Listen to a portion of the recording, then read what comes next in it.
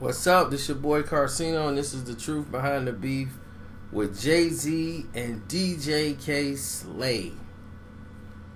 Now, I really had to be careful with doing this earlier, but this is why everything's been thrown out in the public, basically. So I'm not doing any harm by mentioning this, but during the heyday of Jay-Z before he blew up and became the Jay-Z, everybody knows he had the problem with Mase. Like, Mase was a high profile triple platinum selling artist, plus the millions of records that sold on the Biggie album, and he, with Biggie going, he became the big star when Jay was like, hey, wait a minute, I'm supposed to be the one. So then Nas was on top of him, so everybody's waiting on Jay to kind of come out, and Volume 1 came out and he's dissing Mase. They dissing each other. They didn't have a good rapport. So in Harlem, Mase is starting his thing to, getting his own unit that's outside of Bad Boy called Harlem World. And Puff didn't sign with him. He's like, okay, Mase is like, now I'm going to do my own thing over here. And Cam saw that, and he's like, I ain't fitting in with that. And they dissing Jay. It's like Mace's sister in there and everybody in there, but this guy, Mano, whatever, was dissing Jay. At this time, DJ K Slay, the drama king at this time, but his thing was more with real life drama. Like the Rich Porter, Alpo situation was like on all the tapes. He had mixtapes going out and people was bumping him in the streets. And then he would have these intros that was crazy. It'd be like Rich Porter's sister and she's going off. Rich Porter's mom is going off. The sister's telling all these people, look, y'all ain't paying our bills. Stop putting my brother's name in y'all songs, man. And stop, y'all not coming over here giving us no money or nothing. So stop using my brother's name. I'm sick of it. So, man, and the mom was going off, about everything. So it was putting a lot of pressure on the streets about, like, Dame and Jay and Biggs and how they were trying to be like AZ, Alpo, and Rich Porter. And it was making them look bad in a light. And then Mano just comes out just attacking Jay-Z. And this is all on K Slay's mixtape. So Jay was ticked. Once Dame heard it, Dame was like, yo, they made a mistake. Jay gonna get rid of them. Like, he told Cam, like, you better tell your boy, because you cool with Mase, that that was a bad career move. Because they gone. Jay finna get rid of them. Because Jay was angry about the situation. He was real angry that they felt that they were in the same caliber as him. So when he went in there and recorded that verse, it wasn't no My Mind Right and all that stuff. He didn't even have the song wasn't even done. It was just Jay verse when he went in talking about them and talking about the whole video they filmed, and it was dissing him. And he started talking about the Rich Porter situation. When he said, this is not about Rich and Poe. I'm about Rich and Poe. Understand, I'm here to get this dough. This ain't about Brooklyn or Harlem. No more. This is about fame or stardom. It's about me being on blocks you barred from.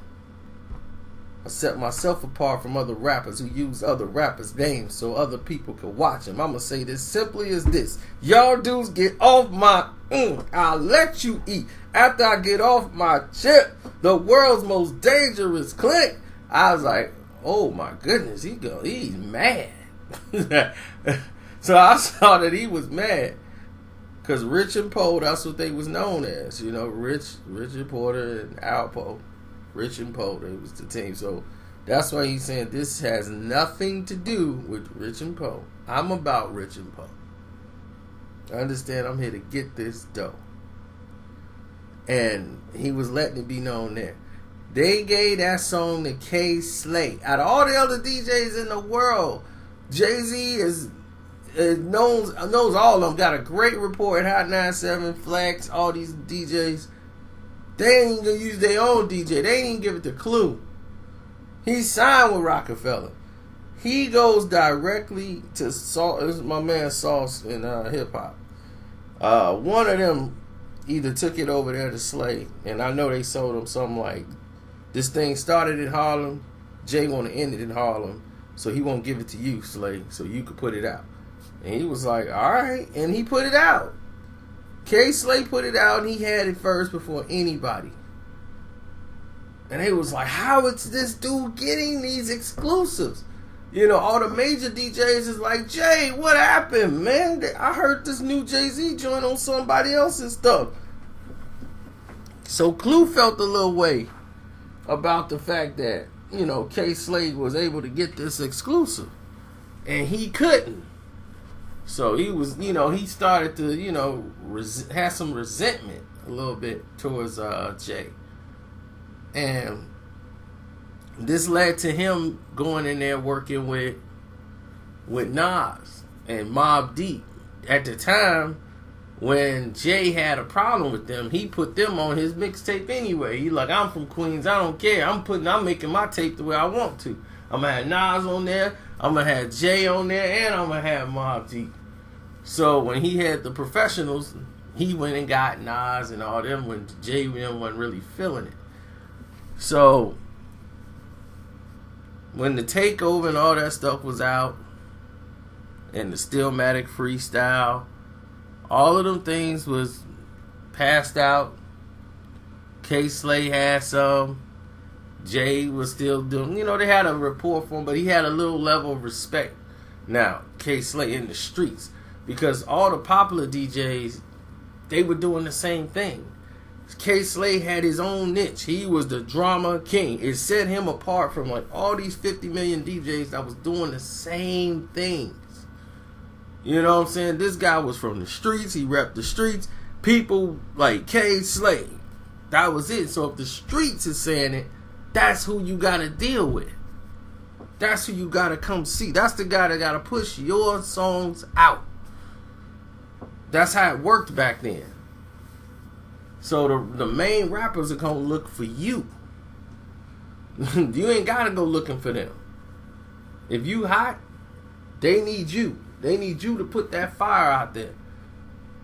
So when Nas was finna come with Ether, and this where everything went left, he didn't go to Clue, who was his Queensbridge buddy.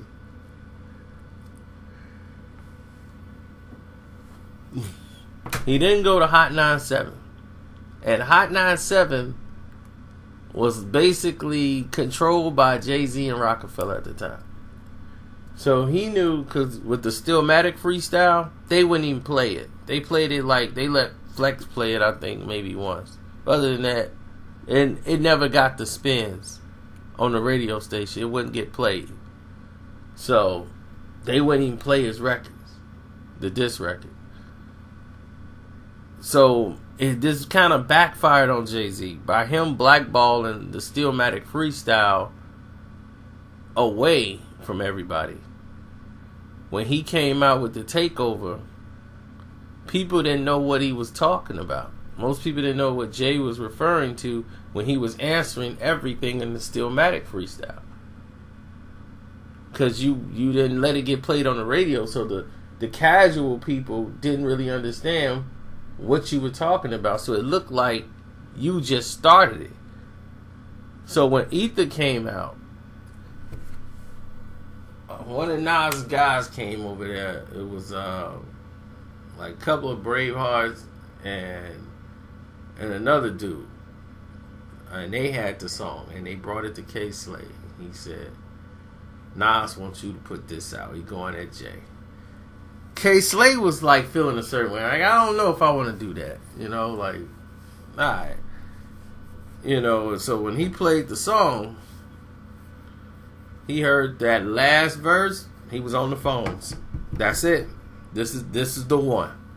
Oh no, this is the one. He knew. Once K Slay put Ether out on the streets, and see, this is what people don't understand, because y'all come from a digital download era, that Ether didn't make any money on the streets. Like, it did not. They did the commercial wrong thing to do. They put this out on the streets for free. Everybody had Ether before it was even released. The album didn't even come out yet. The album was coming out in like 3-4 days. I think they did a rush to get more copies. Man, people had that song. It was a massive, impactful song that Kay Slay put out. It got so much traffic, and it had all Kay Slay's, him talking over the track, and him just going over it and just, putting his Kay Slay to it. So when this went down, and it became a situation where Nas is out, he's on Kay Slay, it's everywhere, Jay was ticked. Jay felt like, I let Kay Slay through the door, I gave him a track, I gave him this, and then he go and release a track dissing me. Jay was like, that's disloyalty. If I give you a record, or if I give you a verse to help you eat, like, you belong to me, like you owe me. And at least you owe me enough to pick up the phone and say, Jay, I got this Nas joint, it's coming out, it's gonna kill you. Like, he could have called hip hop. That's how Jay look at it, like, you just let me get blindsided, and you put it out on the streets before I even knew what was going on. And then it was a storm. So Jay's getting hit, like, left and right. People blowing up his pager, calling his two-way. Like, oh man, they say we dead in the streets. It's over. And his whole anger was at everybody. Anybody came in his direction, Jay was just mad at it. He's mad at Kay Slay. He's mad at everybody. Anybody that was associated with this going down. So Jay go to the radio station, he records Super Ugly, and he gonna give it to Hot 97 exclusively. Like, y'all gonna get it, y'all gonna put it out, y'all gonna get the exclusive rights to my song. Next day, Jay did Super Ugly so fast he didn't know what he was thinking. So when he put the record out and it didn't get the response people thought, Kay Slay ended up getting the record anyway, and people wanted to hear Kay Slay put the touches on it and see what was gonna happen. And then he had the Eye for an Eye remix, Nas. He had it on there with a couple more people putting his words to it. The Super Ugly Jay-Z comeback disc, and Jay was upset that Kay Slay had got the song and put it out. Like, who gave it to Slay?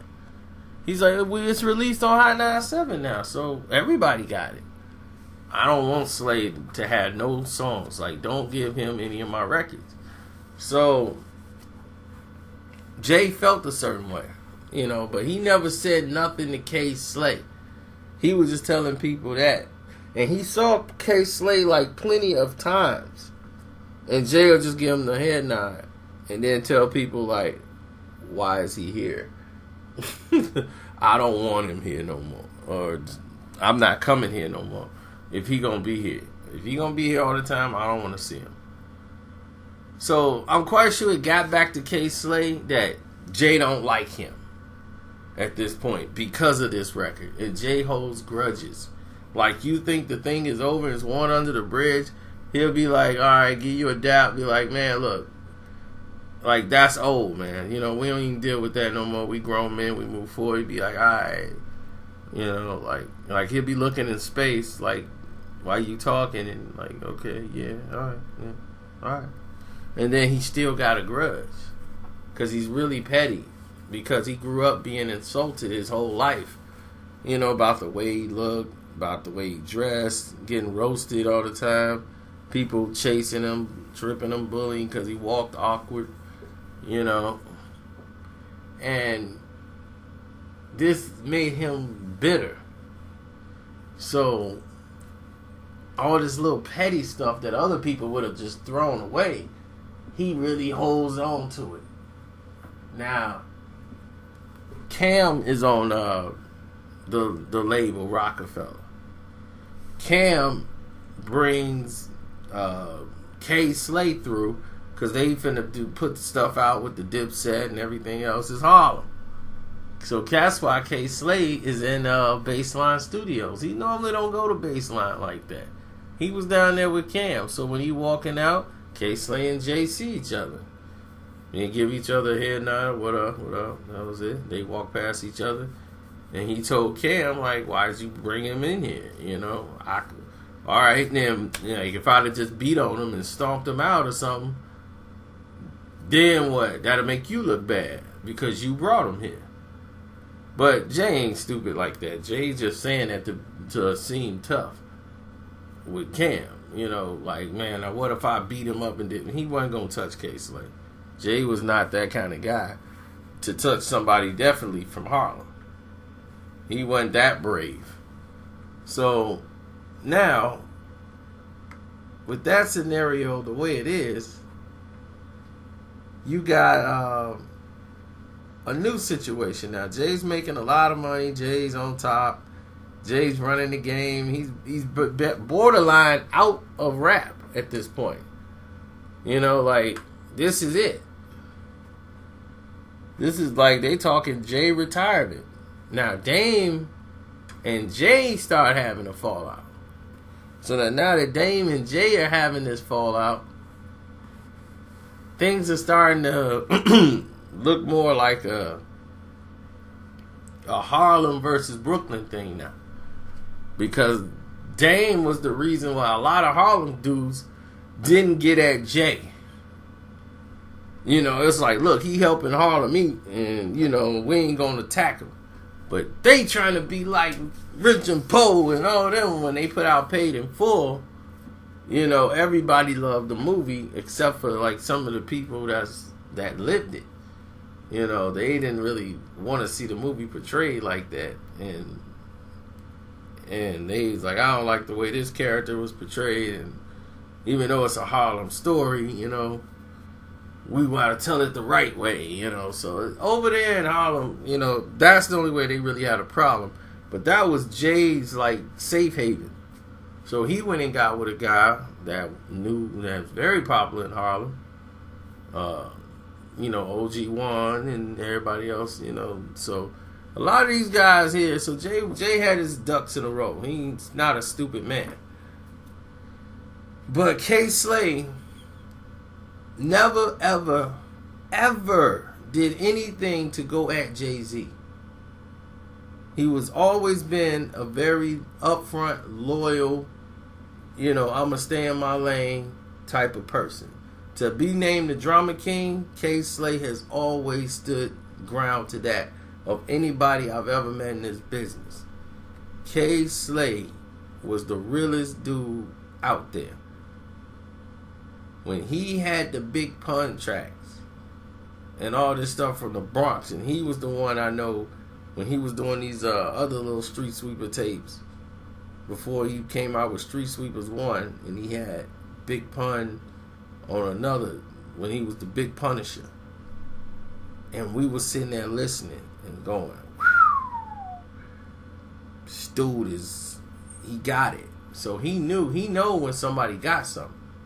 Now, because of Ether's success, he got a job at Hot 97. Funkmaster Flex went and did something right. He got K Slay up at Hot 97. So that's when the drama hour started. From the 12 a.m. to 2 in the morning in New York, you had K Slay dropping heat. So Papoose came up there to the office of Hot 97 to DJ K Slay. He was slaying everybody.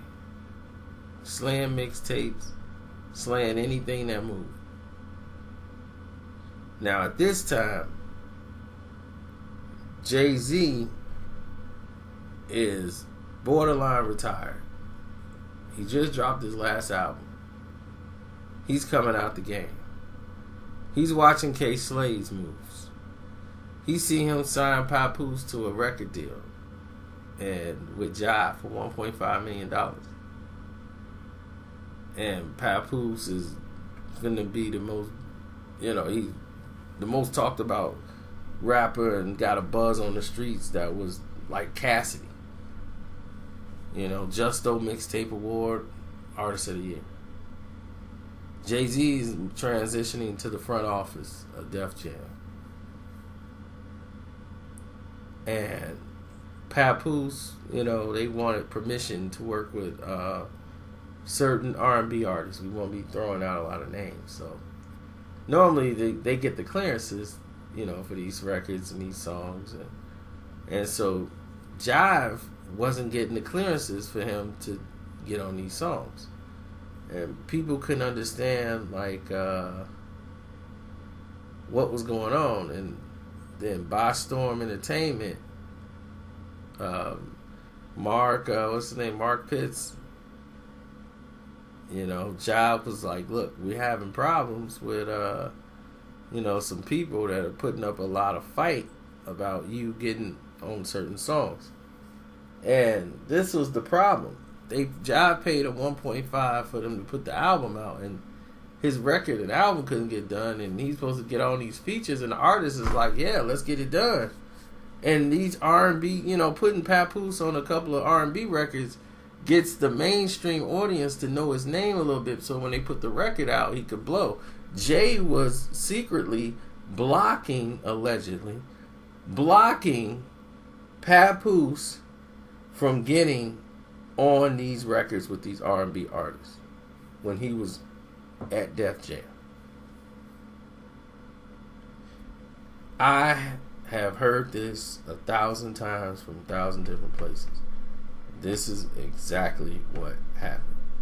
He put the screws to Mark Pitts, who worked with Biggie, who was Biggie's manager at the time, and had him going out doing the dirty work. They were not going to give Pap a fair shot. And the sad part about this is that Jay-Z has been that artist before, who walked in these offices, who was told no considerably. Why would you want to destroy another artist who's coming up, who's trying to have the same opportunity you had and make something for themselves, and they weren't dissing you? You weren't even on their radar. They never said a bad word about you. They were in there trying to make their own legacy, their own thing. And you want to block that from happening because you're selfish and petty and taking it out on K Slay. Because you don't want K Slay to eat. Like, if he get away with K Slay, then, I'll go ahead and do something for him. And they brought that plate across Papoose table so many times. Like, you gotta find a way. If you find a way to get out your deal with him, it's like, really? Jive let him release them from the label. They didn't even put the record out after getting terrible A&R support because they put pressure on him.